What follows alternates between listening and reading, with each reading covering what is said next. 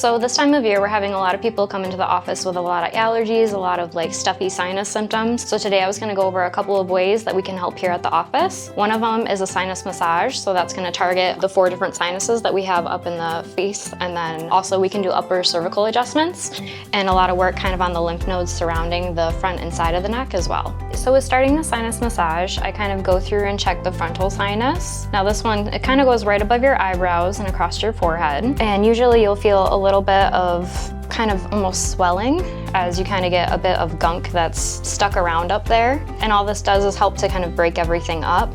It feels like a bit of pressure, nothing that's overly painful unless you are having like a bad sinus infection. Sometimes it can be a little bit of discomfort, but overall it's gonna feel like a nice relief of pressure. And then I always go through and I check the temples a little bit. You get a lot of like nodules or trigger points in your temples that can be fired up by having inflamed sinuses. They're one of the big causes of headaches as well when you're sick. Go through and check the TMJ a little.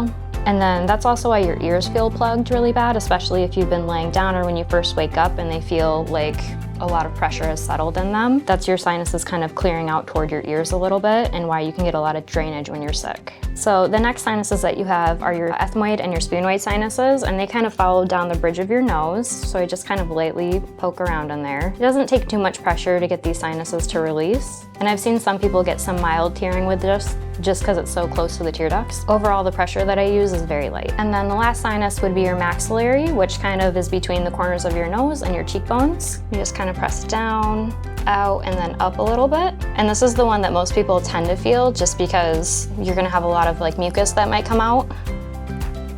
It's kind of gross, but it feels really good. And then we'll do a little bit more pressure right in the centers there. Along with the sinus massage, we can actually adjust your ears as well to help them clear out a little bit more. You have small little ossicle bones, and sometimes they just need a little bit of adjustment so that you can start getting all that wax and everything out of there. Now, as far as the upper cervical adjustment helping, there are some lymph nodes that are actually right at the base of your skull back in here, and so they can be a little bit tender and sore, so when they're getting worked on, they might not feel the most comfortable again. But having an adjustment through there and making sure that the musculature is as loosened as possible will help those lymph nodes to clear a little bit easier.